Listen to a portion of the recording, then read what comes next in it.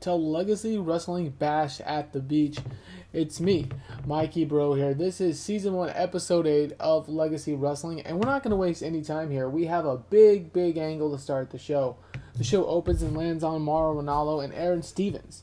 As they have somber looks on their faces, they say, Legacy fans, we have bad news for you tonight. Marty Scurll will be unable to compete in tonight's main event Legacy World Championship match.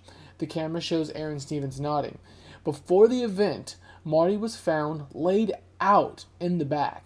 Stevens asks who would do such a thing, in which Mauro responds, I'm not sure, but we have gotten some video. So we show the footage. We got a 74 here. Popularity right there. We're going to show the footage. Marty Scurll laid out. It says he's engaged in a brawl. Obviously, there's not a lot of things I can do in this game to really set it apart. It's going to give me this default line right here. But it says he's engaged in a brawl. Just ignore that line. What you want to look at is just the final score. Limited options right now. But yeah, so Marty Scurll was laid out backstage. Alright, 81. We've got some popularity going out through here. Next, followed by that, we have the camera finding our announcers again. It says, tough to see. Steven says again, who would do such a thing? Mauro says, we will get back to that at a later date, I'm sure, but Legacy Wrestling Management has came up with a solution. Given that 2 weeks ago at Semi-Final Slam we had a pair of tournament matches, the two competitors who lost their respective matches will square off here in a bit, with the winner heading into the main event to face Johnny Gargano. So, to assume Claudio Castagnoli or Killer Kross laid out Marty Scurll wouldn't necessarily be a stretch, but there is no way, unless management was in on it. Mauro says tinfoil hat much, basically questioning the conspiracy theorist that is Aaron Stevens apparently. He says if the shoe fits. Mauro says be that as it may, we're going to get ahead and get straight into Bash at the Beach. So perk up, Aaron. Tonight is going to be one hell of a night of professional wrestling. So an 81 and 81 and 81 out the gate. Not bad. All right. So who attacked Marty Scurll? Hey, it's going to be a storyline now. As you guys recall from my last episode, it was a auto book or a mess up in the engine. I don't know.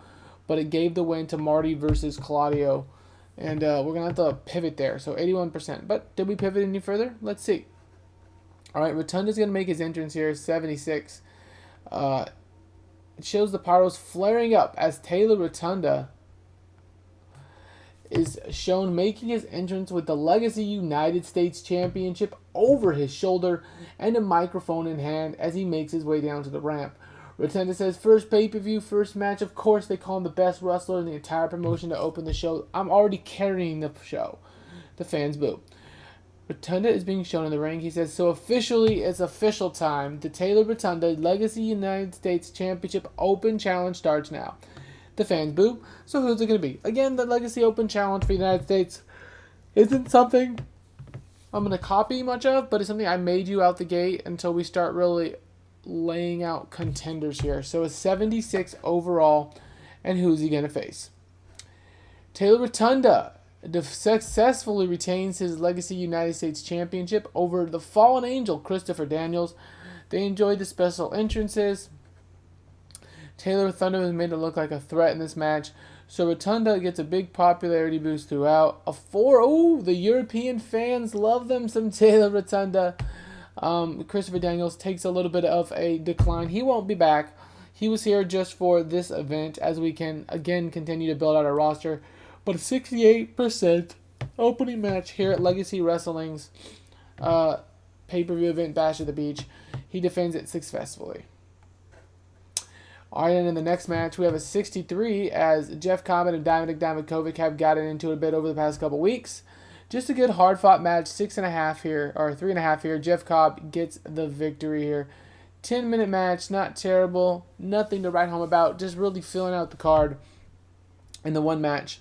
Now, I probably wouldn't have done this match had I not had the engine kind of mess around with the Cross Marty Scurll match. I'm not like typically going to do this many non-consequential matches on a pay-per-view event, but I didn't know I was going to be booking a contenders match earlier in the show for the main event, so it kind of went with it was.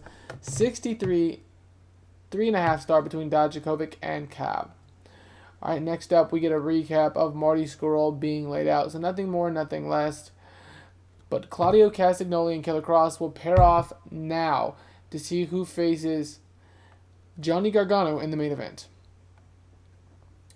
And in a 4-star match, wow, Claudio Castagnoli gets the victory over Killer Cross. The entrances were great, younger, and the announcing was great. Popularity for both workers. Claudio Castagnoli, gets the victory here. You know, it's a pretty interesting time. Scarlet Bordeaux did not come down to ringside with Killer Cross during this match. We'll go ahead and say she was barred from ringside during the match. They wanted a contender. They wanted a true winner, and Claudio Castagnoli get the victory here. So 73%, and I apologize, guys. I'm a little under the weather, but I wanted to get this out and recorded. So 73. Next, we show Raquel Gonzalez ringside, much like NXT used to do. She's shown ringside saying she's the newest signee to Legacy Wrestling. So 100 for Raquel. That's great. Next up, we get a Mickie James and Mercedes Martinez video recap. They'll be facing off coming up now for the Legacy Wrestling Women's World Championship. So 100, not bad.